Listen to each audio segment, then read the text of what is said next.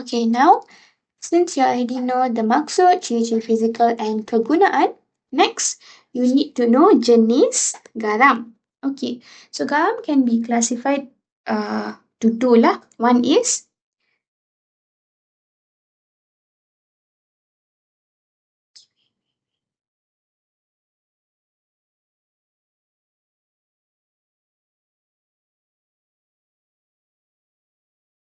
okay, now since you already know kegunaan, ciri-ciri fizikal and maksud, next you need to know jenis garam. Alright? So garam is basically classified according to its keterlalutan can. Another one is anion dalam garam. Okay, now let us look at keterlalutan. So under keterlalutan solubility, we have two types of garam. One, garam terlarutkan air, which means this is soluble in water. Okay, and manakala garam tak terlarutkan pula, it is not soluble in water. And these two must be in room temperature. Okay, so maksudnya garam terlarutkan air akan larut dalam air pada suhu bilik. Manakala garam tak terlarutkan air ini tidak akan larut dalam air pada suhu bilik. Okay, next. Garam can also be classified according to its anion, where we have garam nitrate, garam sulfate, garam chlorida, and carbonate.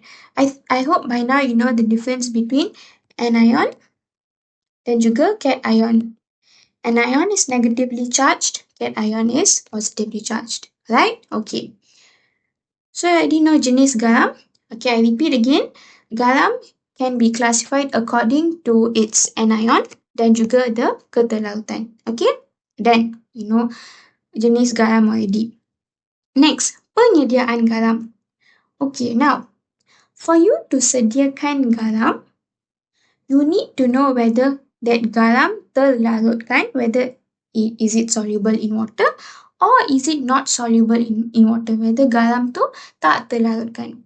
So how do you know which garam is soluble in water and which garam is not soluble in water? Well, here comes anion to the rescue. Okay, now, semua jenis garam nitrat larut dalam air, okay? Semua jenis garam sulfat juga larut dalam air kecuali PCB, which is lambam sulfat, okay? Calcium sulfat dan juga barium sulfat. Okay? Next, for garam klorida, semua garam klorida larut dalam air kecuali I remember this as Cik Pah.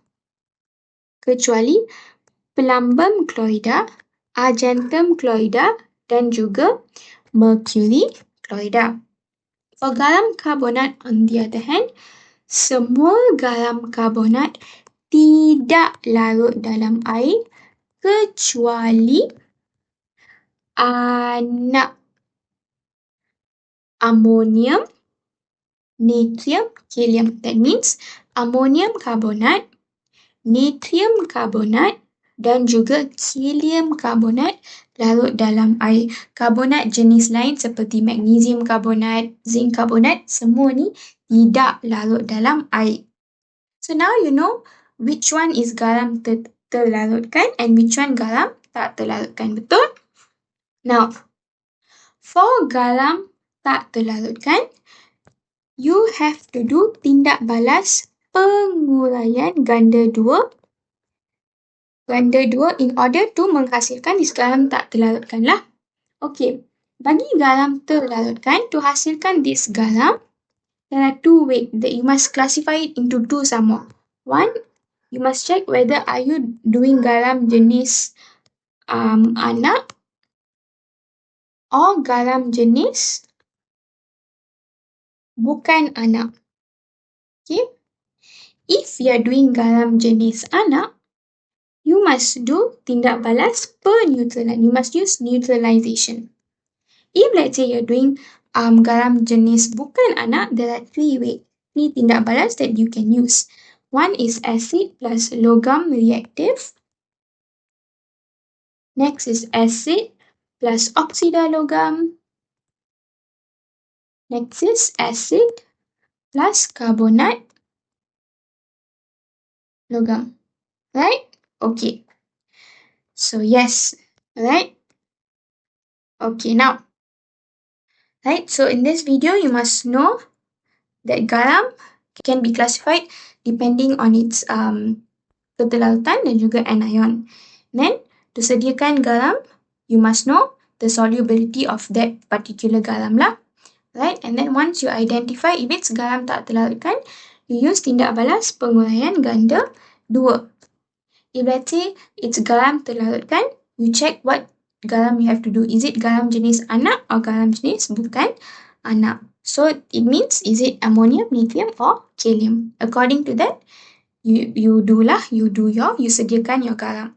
So at the end of the day, once you dah sediakan your garam, you must make sure the garam that you hasilkan